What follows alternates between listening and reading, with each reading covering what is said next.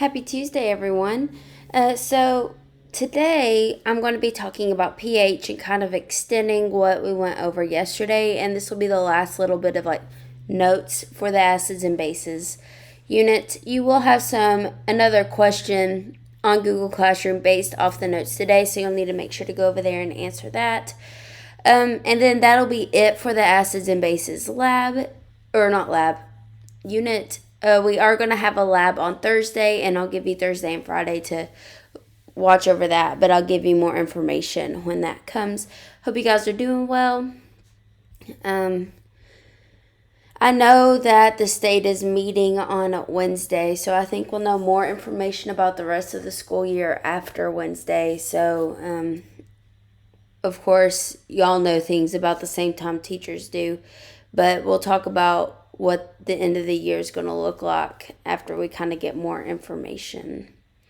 All right, so to get started, today we are focusing, there we go. We're going to talk about the pH. So we did briefly mention this yesterday. There it goes. And the pH, all that is it's a scale used to identify or measure how acidic or basic a solution is. Okay, the pH scale ranges from 0 to 14. So an acidic solution is everything less than 7. So this top section up here. If something has a pH of 0, that is as acidic as it gets. Here you have hydrochloric acid. That is also the acid found in your stomach that digests things. Okay, so a lemon has a pH of 2. Vinegar is in between 2 and 3. And the apple's in between a 3 and a 4. Tomatoes around a 4. Bananas in between a 4 and a 5. Milk is acidic. It's not super acidic, but it is acidic. It's in between 6 and 7.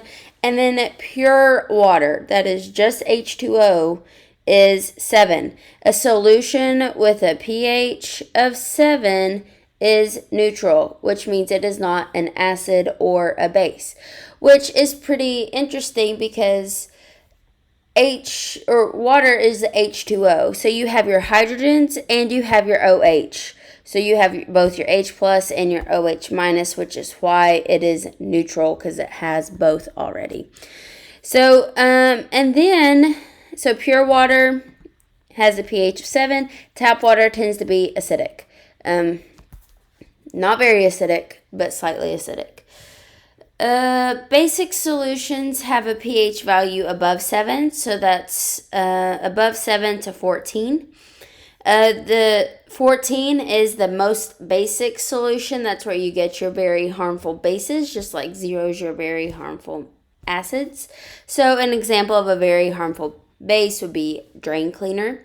And then you get your ammonia, which is in between 11 and 12. Your soap, which is about a 10. Baking soda is in between an 8 and a 9, and then blood is around 7 to 8. So that's the general layout of pH. So how do you know what something's pH is? Well, there's different ways to test it. One is pH paper. So there's litmus paper, where if it's a base, it turns red litmus paper blue. If it's an acid, it turns blue litmus paper red. Okay, there's also papers that turn different shades of different colors based on how strong of an acid or base it is. Okay, so that is your pH paper. Next, you have your pH meter, which tests the voltage of the electrolyte and converts the voltage to pH. Well, we talked about how both acids and bases can conduct electricity. So a pH meter takes that information and converts it to the pH so you can see how acidic or basic it is. Okay, there's also things called pH indicators, which are dyes that can be added and it'll change color in the presence of an acid or a base. So think of it kind of like food coloring, but instead of just changing it one color, depending on if it's an acid or base, it'll change it different colors. An example I have here, it's a weird word, it's called phenolphthalein.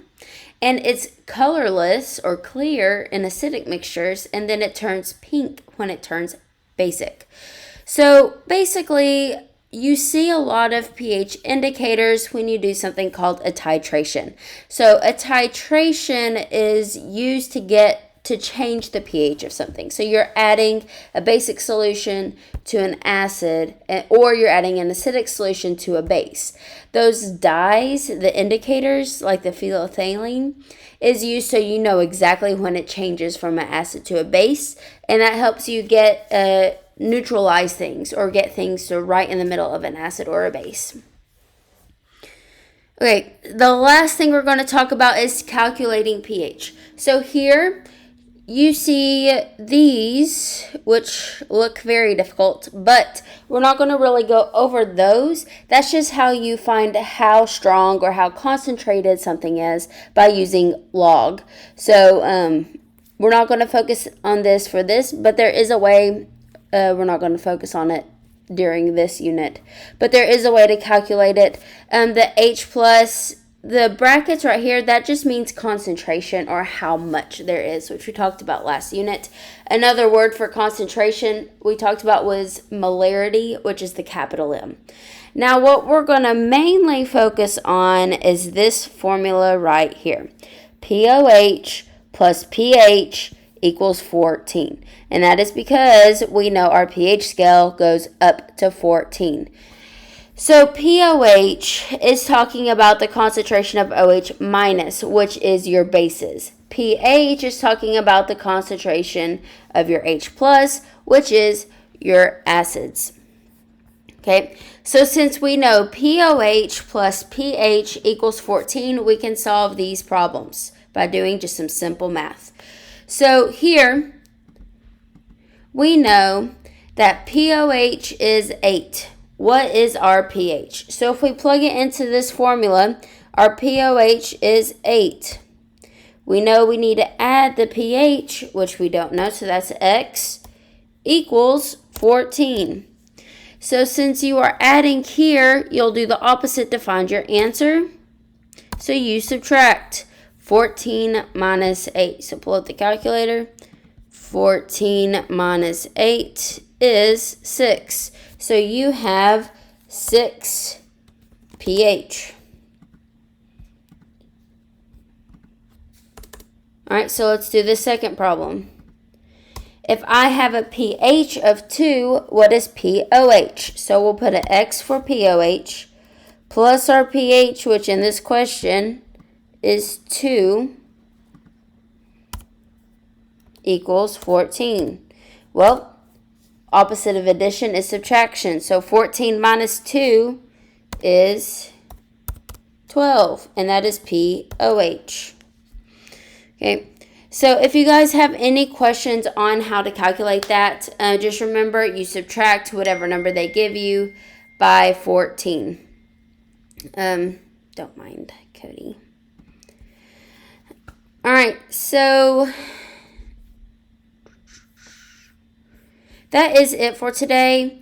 And that'll be it for the notes for acids versus bases. I will be putting up a lab on Thursday, so that'll give you today and tomorrow to work on this and the other stuff if you need to be caught up.